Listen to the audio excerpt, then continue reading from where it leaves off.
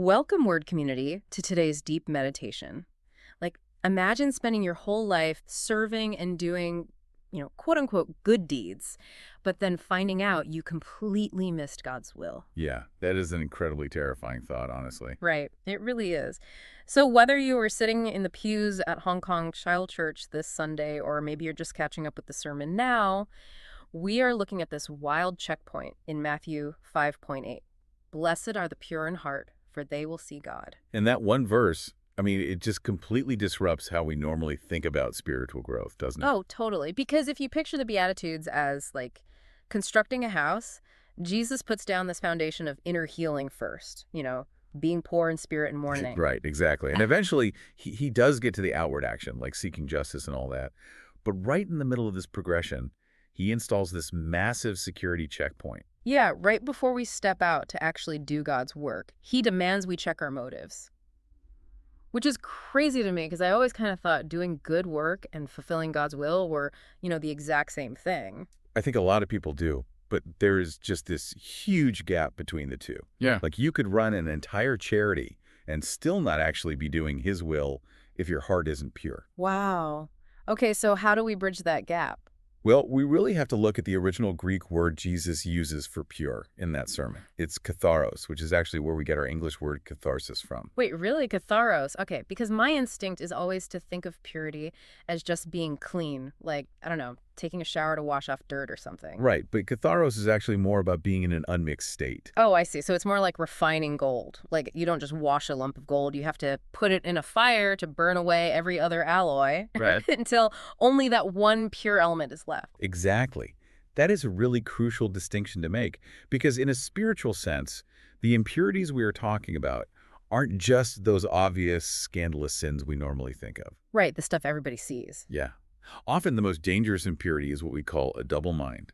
I mean, it's this attempt to serve God while simultaneously trying to, serve yourself. Oh man, we see that play out constantly, don't we? Even in really sacred spaces. Like, just think about church elections at Hong Kong Child Church, for example. Yeah, that is a perfect example. It's just so easy to volunteer and serve and look incredibly righteous on the outside. But then secretly you're kind of hoping for a title or social status or just, the respect of everyone else. And that secret hope right there, that is the exact mechanism of the double mind. Because doing God's work naturally gets you earthly praise. People love it when you help out. Right, and when people applaud your service, your brain gets this dopamine hit of public approval. And very quickly, that craving for the applause starts competing with your pure desire to just obey God. Your motive gets completely mixed. Which actually brings us to that historical contrast from the sermon, the one between King Saul and King David. And I have to admit, I always struggle with the math on this comparison. Oh, you mean because of their respective track records? Yes. Because Saul disobeys God by just keeping some premium sheep and cattle after a battle.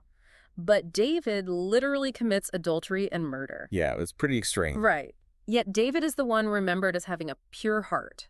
Like, help me make sense of that math. I know, it seems entirely backward until you actually look at their motives. Yeah. I mean, Saul started out humble, but once he tasted power, that dopamine hit of public approval just totally took over. So the double mind crept in. Exactly.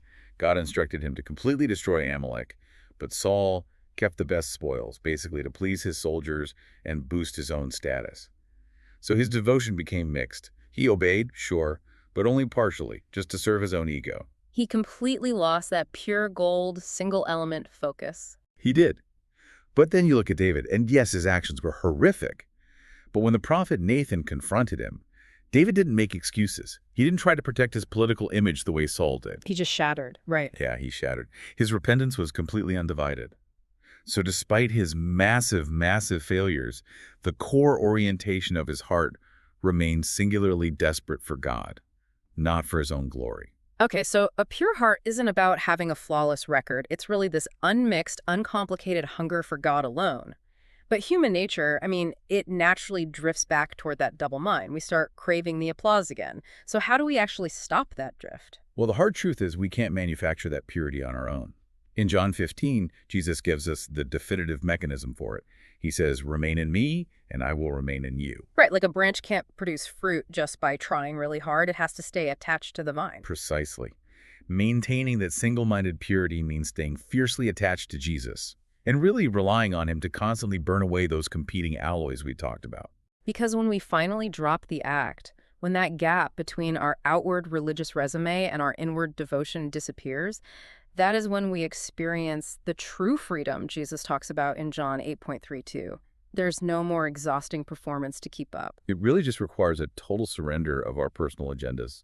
I mean, it means Yeah. praying with the exact same unmixed motive Jesus had in Gethsemane. Not my will, but yours be done. Such a powerful reminder. So, as you step back into the rhythm of your week word community, take a moment for this final meditation. If no one ever saw the good deeds you did today, if you received absolutely zero credit, no thank yous, and no status whatsoever, would you still do them? That silent, invisible space is where you will find out if your heart is truly pure.